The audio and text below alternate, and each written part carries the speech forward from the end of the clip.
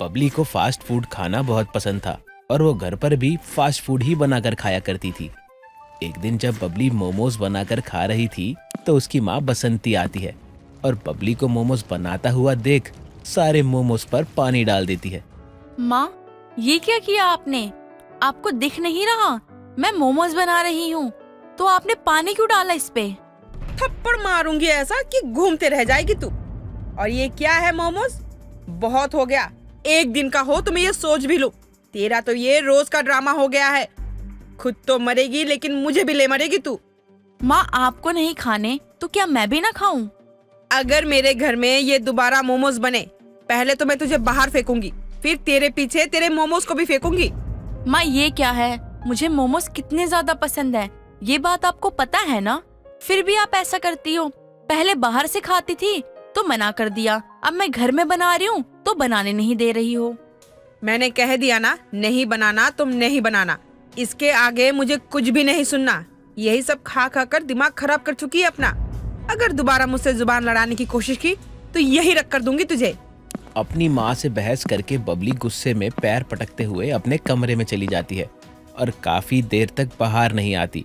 कुछ देर बाद शाम हो जाती है और उसकी पड़ोसन की बेटी अंजलि, जो कि उसकी दोस्त थी, वो उसके घर आती है और उसे अपने साथ बाहर गली में घूमने ले जाती है। अरे अंजलि, मेरी माँ ने तो मेरा दिमाग खराब कर रखा है। क्यों? क्या किया आप आंटी ने? और तेरा दिमाग ठीक कब रहता है ये बता पहले। यार देख, मेरा मजाक करने का मूड बिल्कुल नहीं है, तो तेरे लिए अच्छा यही होगा कि तुम मुझसे मजाक ना ही कर। अच्छा ठीक है, नहीं करूँगी कोई मजाक। आखिर हुआ क्या है तुझे? यार मुझे ना मोमोज खाने हैं, पर मेरी मम्मी मुझे पैसे ही नहीं देती और ना ही घर में बनाने देती है। मुझे तो इतना ज्यादा गुस्सा आता है ना, मन तो करता है घर से भाग जाऊं। यार बस, मोमोज के लिए इतना गुस्सा करना भी ठीक नहीं है। बस 20 रुपए ही तो मांगती हूँ, वो तक नहीं देती। 10 रुपए थमाकर बोलती है ये ले जा। अब तू ही बता, 10 रुपए में क्या ही होगा? मोमोज की चटनी भी नहीं आती 10 रुपए में तो। ये किसने कह दिया तुझे कि 10 रुपए में मोमोज नहीं आते? अरे नहीं आते यार, मैं कह रही हूँ ना, 20 से कम में तो कोई मोमोज ही नहीं मिलते। तूने वो जतिन भैया का ट्यूशन सेंटर देखा है ना? वहाँ 10 के 10 मोमोज मिलते हैं। अरे पगला गई है क्या? 10 रुपए में 10 मोमोज कौन देता है? पक्का अच्छे नहीं देता होगा वो मोमोज। अरे पागल है, इतने अच्छे लगते हैं। तू महंगे मोमोज खाना भूल जाएगी, इतने अच्छे होते हैं वो। क्या सच में इतने अच्छे होते हैं क्या वो? अरे सच कह रही हूँ मैं। एक काम करते हैं, कल चलते हैं जतिन भैया के ट्यूशन के बाहर। मैं तुझे खिलाऊंगी, तू भी क्या याद रखेगी कि तुझे कितनी अच्छी सहेली मिली थी।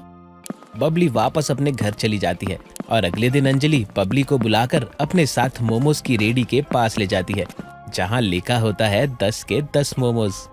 अरे वाह, यहाँ तो सच में 10 रुपए में 10 मोमोज मिलते हैं। यार मुझे पहले पता होता ना तो मैं यहाँ रोज आके खाती। लेकिन बबली बेटा, यहाँ 10 के 10 मोमोज मिलते हैं, वो भी बिल्कुल बढ़िया। हाँ यार, चल चल खाते हैं मोमोज। दोनों मोमोज लेते हैं और खाने लगते हैं। यार ये कितने अच्छे मोमोज लग रहे हैं। ये तो 50-60 वाले मोमोज की तरह लग रहे हैं बिल्कुल। मैंने तुझे पहले ही कहा था ना कि तू यहाँ के मोमोज की फैन हो जाएगी, है ना मस्त? फैन हो जाएगी? अरे मैं तो फैन हो गई। अब तो मैं रोज मोमोज खाऊंगी यहाँ आके। मेरी माँ को लगता है 10 रुपए में क्या ही मिलेगा, पर उन्हें क्या पता, अब तो 10 के 10 मोमोज मिलेंगे मुझे। खा लियो भाई, जितना खाना हो, कोई नहीं रोक रहा। लेकिन अभी जो सामने रखे हैं वो तो खा के खत्म कर, फिर हमें घर भी तो जाना है ना। बबली को 10 के 10 वाले मोमोज बहुत ज्यादा अच्छे लगते हैं और अब वो रोज यहाँ आकर मोमोज खाया करती थी। कुछ दिन बाद बबली अपनी माँ के पास जाती है। माँ, मेरी प्यारी माँ, मुझे 50 रुपए दे दो।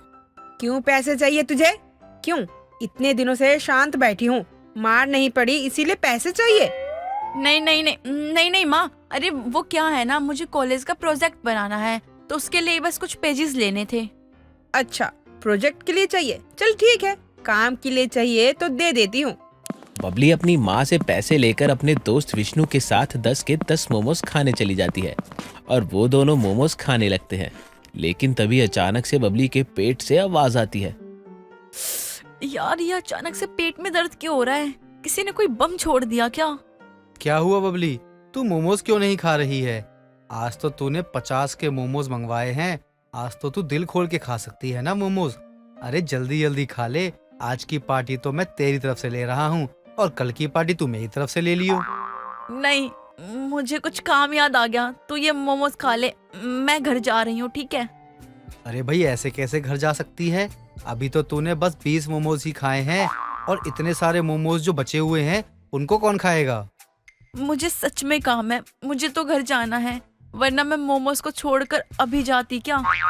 तो आज भी नहीं जाना है, पहले मोमोज तो खत्म कर दे, उसके बाद चले जाना जहाँ भी जाना हो। अब इस बददिमाग लड़के को कौन बताए? बबली की हालत टाइट हो गई है। बबली घर निकल जल्दी, नहीं तो पक्का कोई अनहोनी हो जाएगी। तू बार बार अचानक से चुप क्यों हो रही है? कुछ तो गड़बड़ लग रही है मुझे। तू ठीक तो है ना? वो मेरी तबीयत ठीक नहीं है, मैं तुझसे बाद में बात करूंगी। तू अभी मोमोज तो खा ले, तेरा पेट खुद ब खुद ठीक हो जाएगा। अब मैं नहीं सुनने वाला हूँ तेरी एक भी बात। चल जल्दी जल्दी खा ले। यार प्लीज समझना, मैं नहीं खा सकती और ज्यादा। विष्णु बबली की बात को अनसुना कर देता है और उसे जबरदस्ती मोमोज खिलाने लगता है। बबली बार बार मना करती है लेकिन विष्णु उसकी एक नहीं सुनता। जब बबली को लगता है कि मामला बिगड़ने वाला है तो वो विष्णु को डांट कर वहां से चली जाती है। तभी बबली को बहुत ज्यादा जोर से प्रेशर आता है और वो एक तरफ जाकर जमीन पर ही बैठ जाती है। यार एक तो मेरा पेट खराब हो गया है और इतनी जोर से प्रेशर हो रहा है, अगर चल के गई ना तो पक्का कोई कल्याण हो ही जाएगा। आज क्या करूँ अब?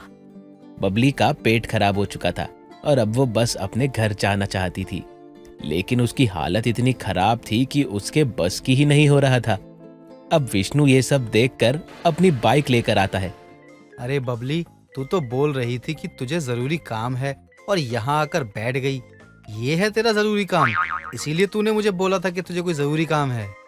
विष्णु मुझे घर छोड़ दे यार, मुझसे नहीं जाया जाएगा घर। अच्छा चल तू बैठ बाइक पर, मैं तुझे घर छोड़ कर आता हूँ।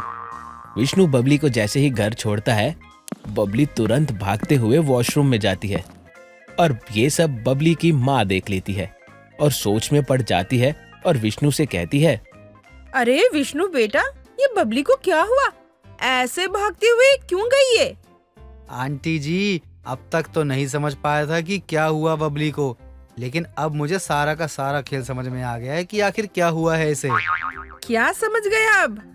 आंटी जी वो क्या है ना, बबली आजकल बहुत ज्यादा मोमोज खा रही थी और वो भी सस्ते मोमोज, 10 के 10 वाले। और देखो आज पेट खराब हो ही गया बबली मैडम का। और खाओ भाई सस्ते मोमोज।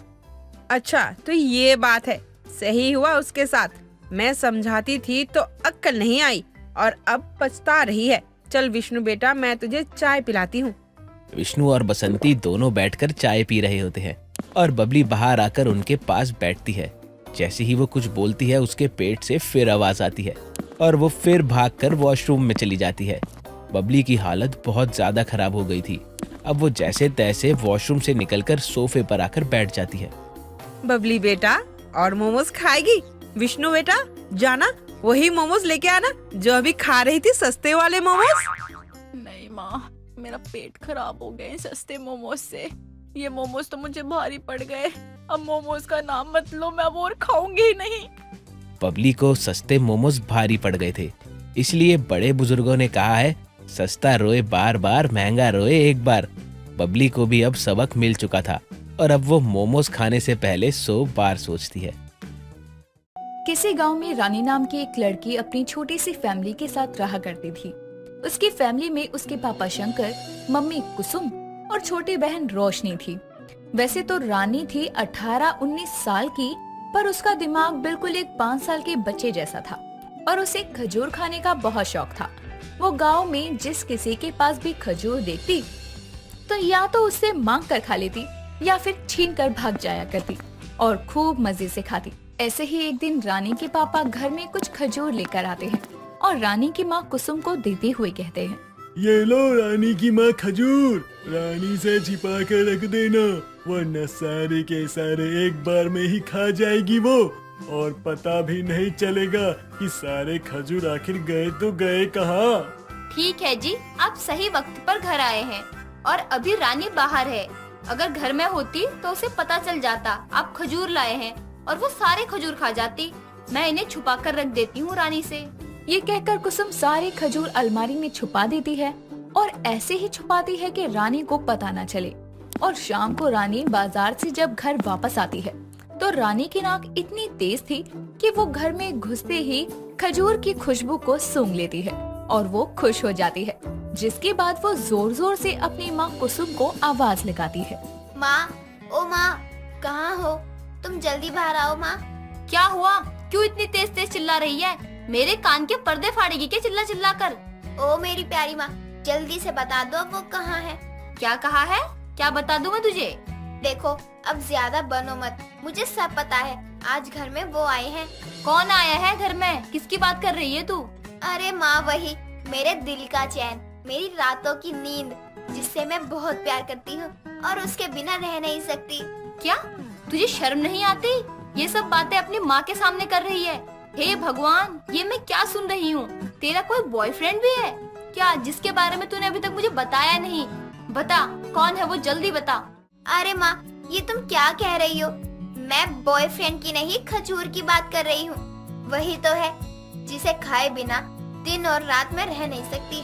हे भगवान, देखो तो इस लड़की को। भला खजूर के पीछे कौन इतना पागल होता है? और कोई क्यों होगा, मैं हूँ ना पागल होने के लिए खजूर के पीछे। ना जाने तेरे होने पर मैंने ऐसा क्या खा लिया जो तू पागल है खजूर के लिए। पक्का खजूर ही खाए होंगे माँ। चलो अब बातें मत घुमाओ और जल्दी से बताओ खजूर कहाँ है। मुझे बड़ा मन कर रहा है खजूर खाने का। किसने कहा तुझे कि इस घर में खजूर है? माँ, मुझे किसी से पूछने की कोई जरूरत नहीं है। मुझे खुशबू से ही मालूम हो जाता है कि कहाँ है खजूर। अरे इसे कैसे पता चल गया कि घर में खजूर है? अब क्या करूँ मैं? अगर इसे मालूम हो गया खजूर कहाँ रखे हैं तो ये सारे चट कर जाएगी। नहीं बताओगी ना आप? रहने दो, मैं खुद ही ढूंढ लूंगी। अरे अरे, कहाँ जा रही है? जब मैं कह रही हूँ कि घर में खजूर नहीं है तो तू मेरी बात मान क्यों नहीं रही? आप रुको, मैं खुद ढूंढ निकालूंगी। इतना कहकर रानी पूरे घर में खजूर ढूंढने लगती है। वो कभी रसोई में रखे बर्तनों में ढूंढती तो कभी कमरे में जाकर अलमारियों में। आखिर में काफी ढूंढने पर उसे अपनी माँ पापा के कमरे की अलमारी में से खजूर मिलते हैं और वो उन खजूरों को अपनी लालच भरी निगाहों से देखते हुए कहती है। कितना इंतजार करवाया है तुमने मुझसे। मैं कब से तुम्हें ढूंढ रही थी। तुम्हें खाने के लिए मेरे मुंह से पानी टपक रहा था। तुम कितने मीठे और रसीले हो। अब और इंतजार नहीं होता, जल्दी से मेरे पेट में आ जाओ। तभी वहाँ पर कुसुम दौड़ती हुई आती है और जैसे ही रानी खजूर मुंह में डाल ही रही थी कि कुसुम उसके हाथ का निवाला छीन लेती है और ये देखकर रानी कहती है, माँ ये क्या कर रही हैं आप? मुझे मेरे खजूर दे दो जल्दी से, मुझे भूख लगी है बहुत। इन खजूरों को देखकर मेरे मुंह से बहुत पानी आ रहा है। नहीं, ये तेरे पापा अपने लिए लाए हैं। मैं तुझे इनमें से एक भी नहीं दूंगी। माँ ऐसा मत कहो, आखिर मैं तुम्हारी बेटी हूँ। और तेरे पापा मेरे पति हैं। बस यही था तुम्हारा प्यार माँ, यही थी तुम्हारी ममता। एक खजूर के पीछे तुम अपनी फूल सी बच्ची से झगड़ा कर रही हो। रानी के ये झूठे ड्रामे देखकर कुसुम उससे कहती है, बस बस सब जानती हूँ मैं, तेरे ये फिल्मी ड्रामे, समझी? इनमें से तुझे सिर्फ 2 खजूर दूंगी, उनमें से एक भी ज्यादा नहीं। मंजूर है? चलो ठीक है, 2 ही सही पर 2 तो। अब कुसुम रानी को 2 खजूर निकाल कर दे देती है और बाकी के खजूर फिर से छुपा कर रख देती है। 2 खजूर मिलने के बाद भी रानी का मन नहीं भरता और वो फिर से खजूर मांगने अपनी माँ के पास जाती है तो कुसुम उसे खजूर देने से मना कर देती है। अब रात हो जाने के बाद सब सोते हैं पर रानी को अब भी खजूर खाने का मन करता है, इसीलिए उसे नींद ही नहीं आती और अब वो ये सोचती है कि आखिर कैसे अपनी माँ के कमरे से खजूर निकाले जाएं। रानी और उसकी बहन रोशनी दोनों एक ही कमरे में सोती थी, इसलिए रानी को जागता हुआ देखकर रोशनी कहती है, अरे दीदी, आप अभी तक क्यों जाग रही हो? सोना नहीं है क्या आपको? कुछ नहीं, बस नींद आ रही है मुझे। तू सो जा। ठीक है दीदी। अब रोशनी के सोने के बाद रानी दबे पांव अपनी माँ कुसुम के कमरे में जाती है जहाँ उसके माँ पापा दोनों सो रहे थे और रानी धीरे से अपनी माँ की अलमारी से सारे खजूर निकाल कर अपने कमरे में ले आती है और सारे के सारे खजूर खा जाती है और किसी को रानी पर शक न हो इसीलिए वो घर का सारा सामान इधर उधर बिखेर देती है, जिससे कि सबको लगे कि घर में चोर आया था और कुछ ना मिलने पर वो खजूर चुरा कर ले गया। ये सब करके रानी आराम से बेफिक्र होकर कमरे में जाकर सो जाती है। अगले दिन सुबह के समय जब कुसुम उठती है तो वो देखती है कि घर का सब सामान फैला है और वो जोर जोर से कहती है, हे भगवान, ये क्या हो गया? घर में सब सामान यहाँ वहाँ फैला है। घर में चोरी हो गई क्या? अजी सुनते हो रानी के पापा, जरा बाहर आओ सब। कुसुम की आवाज सुनकर घर के सभी लोग अपने अपने कमरों से बाहर आते हैं और देखते हैं कि घर का सारा सामान फैला है। ये देखकर रानी के पापा यानी शंकर कहते हैं, अरे ये सब क्या है? ये किसने किया? वही तो मैं भी सोच रही हूँ, ये सब किसने कर दिया? अजी देख लो, कहीं घर में कोई सामान चोरी तो नहीं हो गया? पैसे वैसे चोरी तो नहीं हुए ना? ये सब देखकर कुसुम घर के सब सामान को चेक करने लगती है कि कहीं कुछ चोरी तो नहीं हुआ। कुसुम सब सामान अच्छे से देखती है लेकिन हैरान हो जाती है क्योंकि घर का सारा सामान सही सलामत था। जिसके बाद कुसुम कहती है, अरे ये तो बड़ी हैरानी की बात है। घर में चोरी भी नहीं हुई और सामान ऐसे बिखरा पड़ा है जैसे किसी ने चोरी की हो। माँ, शायद चोरों को भी ये मालूम हो गया होगा कि हम बहुत गरीब और कंजूस हैं।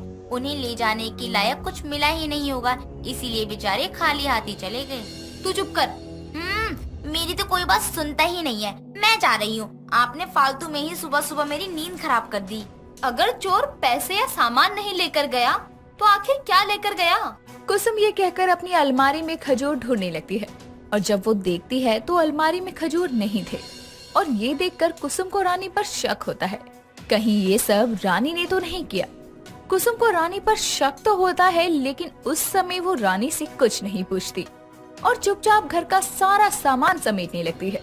कुछ देर बाद रानी के पेट में बहुत दर्द होता है, जिसके बाद रानी को कुसुम डॉक्टर के पास लेकर जाती है और डॉक्टर रानी को पेट दर्द की दवाई दे देती है और उसके बाद भी रानी का पेट दर्द ठीक नहीं होता। जिसके बाद डॉक्टर रानी का चेकअप करने को कहती है और रिपोर्ट्स आने के बाद डॉक्टर रानी और उसकी माँ को बताती है, रानी की मम्मी, लगता है आपकी बेटी ने कुछ ज्यादा ही खजूर खाए हैं, जिसकी वजह से इसे पेट दर्द, गैस, पेट फूलने और डायरिया की समस्या हो गई है। ये तभी होता है जब कोई व्यक्ति लिमिट से ज्यादा खजूर का सेवन कर लेता है। मुझे पता था कि वो सारे खजूर इसी ने खाए हैं, तभी आज इसकी ये हालत हो गई है।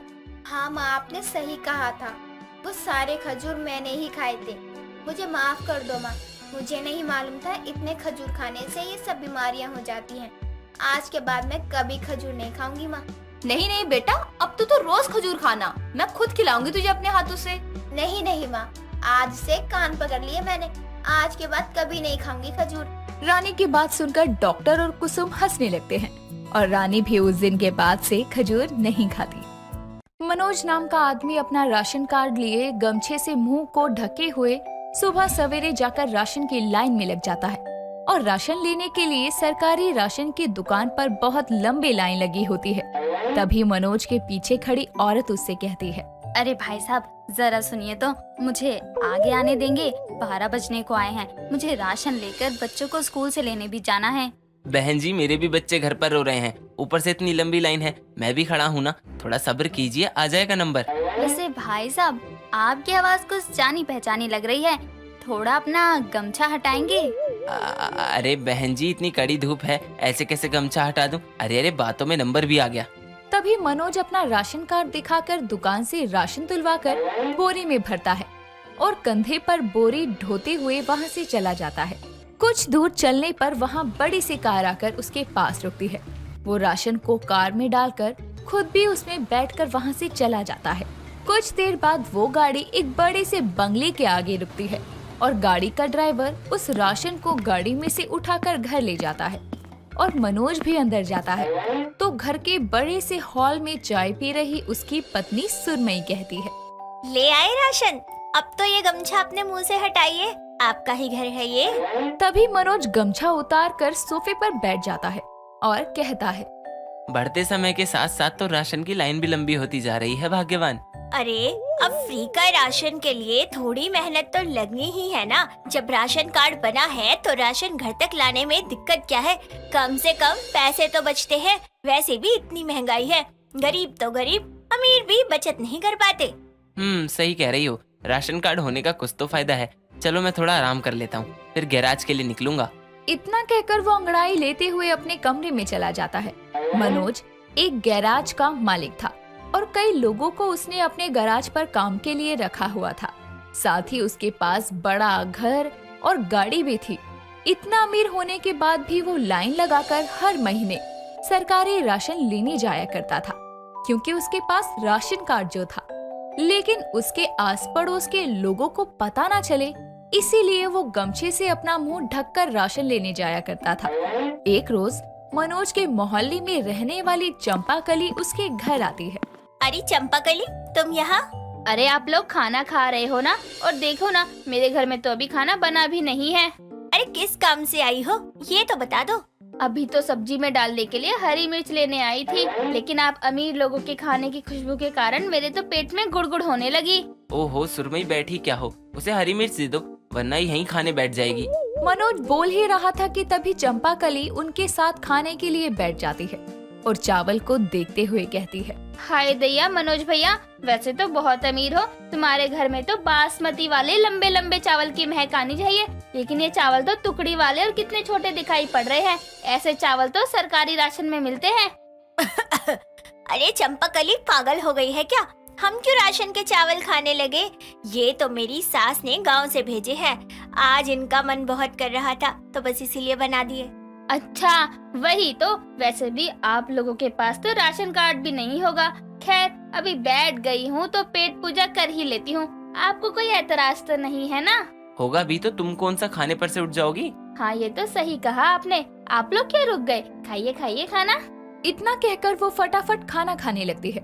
समय बीतता है। ऐसे ही मनोज हर महीने राशन की दुकान से राशन लाता ही रहता। एक रोज वो अपनी कार में बैठकर गैराज जा रहा था, तभी रास्ते में सुरमई का कॉल आता है।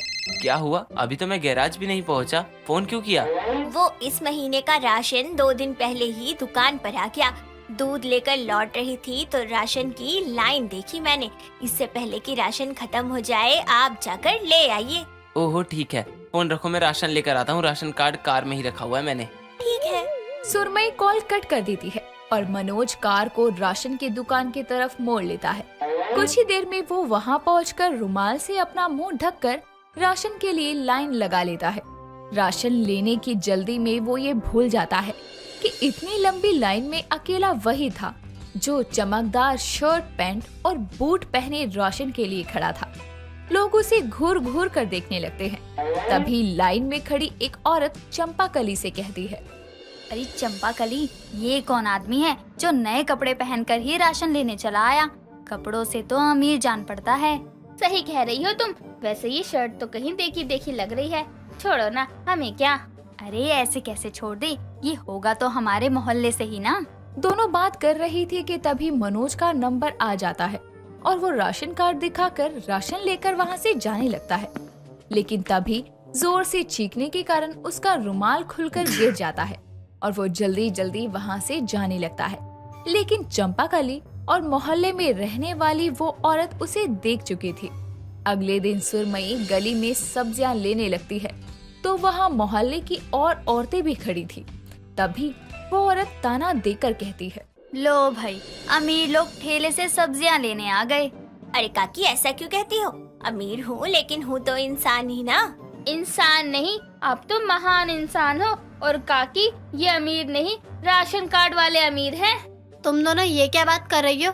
अरे सुरेखा बहन, तुम नहीं जानती इस सुरमई को और इसके पति को। इतना अमीर होने के बाद भी राशन कार्ड का फायदा उठाकर एक गरीब के हिस्से का राशन लेते हैं ये लोग। हाँ, कल हम खुद मनोज भैया को मुंह पर रुमाल बांधे राशन की लाइन में लगा देखे। हाय दैया, सरकार राशन में अनाज गरीबों के लिए बांटती है और सुरमई तुम अमीर होकर भी राशन उठा रही हो। इतना लालच। सुरमई बिना कोई जवाब दिए वहाँ से चली जाती है। समय बीतता है। मोहल्ले वाले सभी मनोज को राशन कार्ड वाला अमीर कहकर बुलाने लगे थे। एक रोज मोहल्ले की औरतें साथ में मंदिर पूजा के लिए पहुँचती हैं, तो देखती हैं कि मंदिर पर भंडारा चल रहा है जो कि मनोज और उसकी पत्नी करवा रहे हैं। तभी वो कहती है, देखो तो, गरीब का राशन इकट्ठा करके ये राशन कार्ड वाले अमीर भंडारा करवा रहे हैं। इनके बारे में इतने कड़वे शब्दों का प्रयोग मत करो आप लोग। जिन्हें आप सब गरीब का राशन लेने वाले समझते हैं, वो किसी का राशन नहीं हड़प रहे, बल्कि हर महीने यहाँ मंदिर में आकर गरीबों को अनाज दान करते हैं, भंडारा करवाते हैं। क्योंकि ये लोग हमेशा से संपन्न नहीं थे। नमस्ते पंडित जी। पंडित जी, ये आप क्या कर रहे हैं? यही कि मनोज ने अपनी जिंदगी में बहुत गरीबी देखी है, जब उसके पास कोई काम नहीं था और छोटे से घर में उसके परिवार के 5 सदस्य गुजारा करते थे। राशन मिलने पर उसके परिवार को 2 समय का खाना नसीब होगा, इसीलिए उसने बहुत भाग दौड़ करके राशन कार्ड बनवाया। धीरे धीरे उसकी मेहनत से आर्थिक हालत सुधरे तो वो संपन्न हुआ और इस तरह गरीबों की मदद करने लगा। पंडित बोल ही रहा था कि तभी मनोज और सुरमई वहाँ आकर कहते हैं, पंडित जी आप भी प्रसाद ग्रहण कर लीजिए और आप लोग भी। देखिए हमें पंडित जी ने सब बताया है, हो सके तो हमें माफ कर दीजिए। सुरमई भाभी आप भी। हाँ, मैं राशन कार्ड वाला अमीर हूँ क्योंकि मुझे उस राशन की कदर है। मेरे पास राशन कार्ड है, अगर मैं राशन ना लूँ तो उसकी काला बाजारी हो सकती है, इसीलिए मैं वो राशन लेकर किसी जरूरतमंद को दान कर देता हूँ, क्योंकि एक समय इसी राशन कार्ड के कारण मैंने अपने परिवार का पेट भरा था। सच में मनोज, तुम राशन कार्ड वाले अमीर नहीं बल्कि दिल के भी अमीर हो। इस तरह राशन कार्ड वाले अमीर की सच्चाई सामने आती है, जिसके बाद वो अपने राशन कार्ड का मिला राशन किसी गरीब को दान देकर आ जाता है। साथ ही हर महीने मंदिर पर भंडारा भी करवाता है। दोस्तों, अगर आपको ये कहानी पसंद आई तो इसे लाइक करें, शेयर करें और कमेंट करके बताएं कि कहानी में आपको सबसे अच्छा क्या लगा।